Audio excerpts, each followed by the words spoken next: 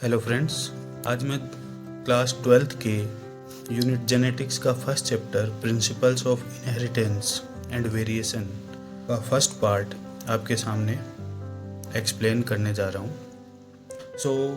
Chapter का नाम है principle of inheritance and variation. इसमें सबसे पहले इनहेरिटेंस का मतलब देखते हैं। इनहेरिटेंस क्या होता है कि the biological process by which traits and characters are passed from one generation to next generation means inheritance वो प्रोसेस है, वो बायोलॉजिकल प्रोसेस है जिसमें कोई भी ट्रेट्स हो गया, कोई भी करेक्टर हो गई, वो एक जनरेशन से अगली जनरेशन में क्या होते हैं, ट्रांसफ़र होते हैं या पास होते हैं। उस प्रोसेस को क्या बोलते हैं, इनहेरिटेंस। एग्जांपल देखते हैं अपन, जैसे किसी में कर्ली हेयर्स हैं। कर्ली हेयर्स मतलब घुंघराले बाल हैं। अगर फादर में भी कर्ली हेयर हैं और उनके बच्चे में भी कर्ली हेयर हैं, तो ये जो कर्ली हेयर हैं, ये कर्ली हेयर्स हैं, ये फादर में भी है और ये बच्चे में भी चले गए। तो यहाँ पे एक कैरेक्टर हो गया कर्ली हेयर, जो अपने को पेरेंट्स में भी दिख रहा है और बच्चे में। तो ये जो कैरेक्टर एक जनरेशन से नेक्स्ट जनरेशन में जो ट्रांसफ़र हो रहा है, इस ट्रांसफ़र होने की प्रोसेस को ही अपन इनहेरिटेंस बोलते हैं। सिमिलरली ऐसे ही दूसरे एग्जाम्पल हैं आई कलर इन ह्यूमन। जैसे आपने देखा होगा कि किसी में आई कलर ब्राउन हो सकता है, ब्लैक हो सकता है, ब्लू हो सकता है, ग्रे हो सकता है। अगर पेरेंट्स में आई कलर मान लीजिए ब्राउन है, ब्राउन आई कलर है, और उनके ऑफस्प्रिंग में या संतान में भी आई कलर ब्राउन है, तो एक जनरेशन से नेक्स्ट जनरेशन में आई कलर ट्रांसफ़र हो रहा है। और ट्रांसफ़र होने की इसी प्रोसेस को अपन क्या बोल रहे हैं, इनहेरिटेंस।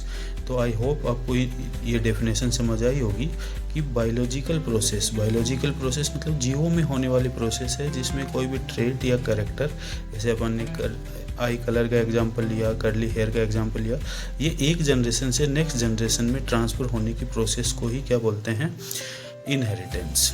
सिमिलरली स्किन कलर, किसी का स्किन कलर ज़्यादा डार्क हो सकता है, फेयर हो सकता है, उनके ऑफ स्प्रिंग में भी आई कलर है, जैसे डार्क पेरेंट के ऑफ स्प्रिंग में बच्चे की स्किन का कलर भी कैसा हो सकता है, डार्क हो सकता है। तो ये जो डार्क कलर है वो एक जनरेशन से नेक्स्ट जनरेशन में ट्रांसफ़र हो रहा है, और इस ट्रांसफ़र होने की इसी प्रोसेस को इनहेरिटेंस बोलते हैं। नेक्स्ट आता है इनहेरिटरी कैरेक्टर्स, कि इनहेरिटरी कैरेक्टर्स कौन से होते हैं। तो वो कैरेक्टर्स जो पेरेंट्स से ऑफ स्प्रिंग में ट्रांसफ़र होते हैं उन्हीं को इनहेरिटरी कैरेक्टर्स बोलते हैं। तो the characters which transfer from parent to offspring are called inheritary character. Example tallness, dwarfness, eye colour etcetera. मतलब कोई पेरेंट है, वो अगर लंबे हैं तो उनकी संतानें भी लंबी हो रही हैं, तो ये जो टॉलनेस है, पेरेंट्स में टॉलनेस और उनके ऑफ स्प्रिंग में टॉलनेस, तो ये टॉलनेस इनहेरिटरी कैरेक्टर हो गया जो एक पीढ़ी से दूसरी पीढ़ी में जा रहा है।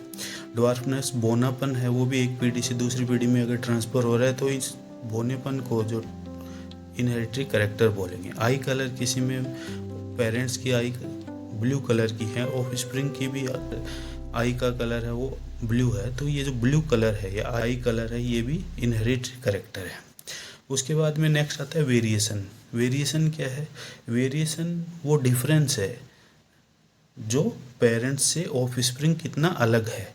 तो difference in characters between of spring and parent, बच्चे यानी संतान और पेरेंट्स में जो डिफरेंस है, कैरेक्टर में जो डिफरेंस है, उन्हीं को क्या बोलते हैं, variation. Difference in characters between of spring and parent of a species. उसके बाद में नेक्स्ट टॉपिक आता है मेंडल्स एक्सपेरिमेंट। तो मेंडल का पूरा नाम ग्रेगर जॉन मेंडल था। इनको आप फादर ऑफ जेनेटिक्स भी बोल सकते हैं। इनका जन्म 22 जुलाई 1822 में ऑस्ट्रिया में हुआ था। मेंडल ने अपने एक्सपेरिमेंट के लिए गार्डन पी को चुना। गार्डन पी का साइंटिफिक नेम पाइसम सेटाइवम है। तो क्वेश्चन कई बार पूछा जा सकता है कि मेंडल ने कौन से पौधे को चुना, उनका साइंटिफिक नेम बताइए, तो आपको आंसर लिखना है Pisum sativum. Mendel did his experiments from 1856 to 1863। मतलब मेंडल ने अपने एक्सपेरिमेंट 1856 से लेकर 1863 तक किए थे। 7 साल की ड्यूरेशन में उन्होंने अपने एक्सपेरिमेंट किए थे।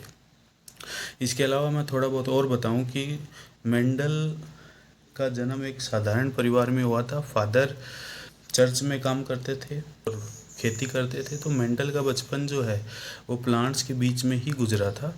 तो उन्होंने आगे फिर मटर के पौधे को एक्सपेरिमेंट के लिए चुना। Thank you for watching video. अगले पार्ट के साथ जल्दी मिलते हैं। Thank you.